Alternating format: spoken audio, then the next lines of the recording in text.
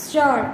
In the above case, father of the daughter died in 2001, yet court permitted the daughter to claim the right in ancestral property in view of the amendment in 2005. Stop. On a perusal of the judgment and after having regard to the peculiar facts of the Dhamma within bracket supra, it is evident that the division bench of this court primarily did not deal with the issue of death of the father. Rather, it was mainly related to the question of law whether daughter who bore prior to 2005 amendment would be entitled to claim a share in ancestral property or not, stanza.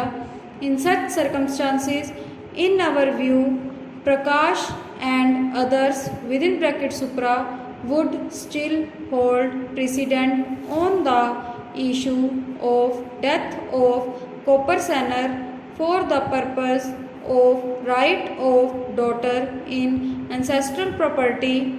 Stop. Shortly put, only living right daughters of living Copperseners would be entitled to claim a share in the ancestral property. Stop.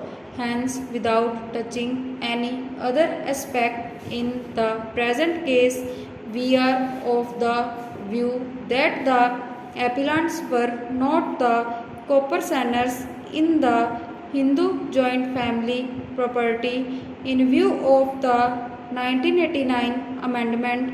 Hence, they had not been entitled to claim partition and separate possession at the very first instance. Stop. At the most, they could claim maintenance and marriage expenses if situation warranted. Stop. Stanza.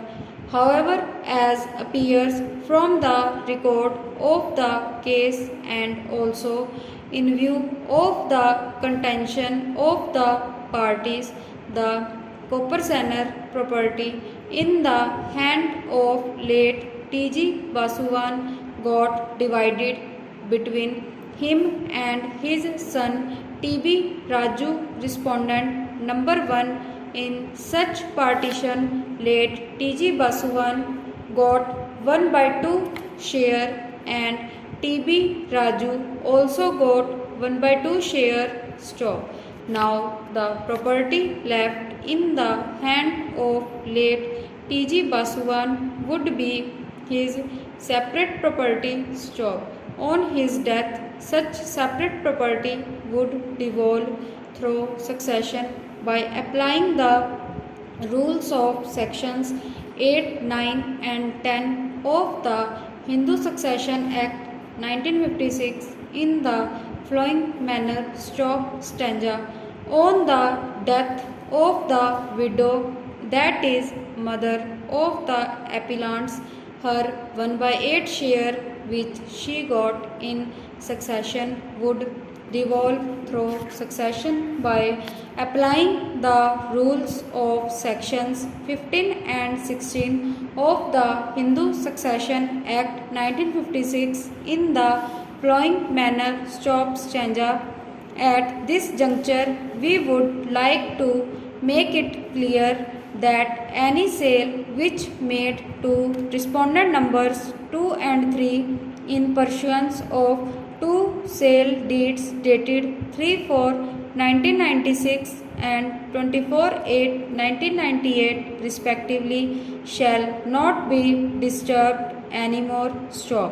In lieu of the same, the appellants shall be entitled to their legitimate share, if any, which belonged to them in such properties and which had been sold through sale deeds from respondent number 1. Stop. Over.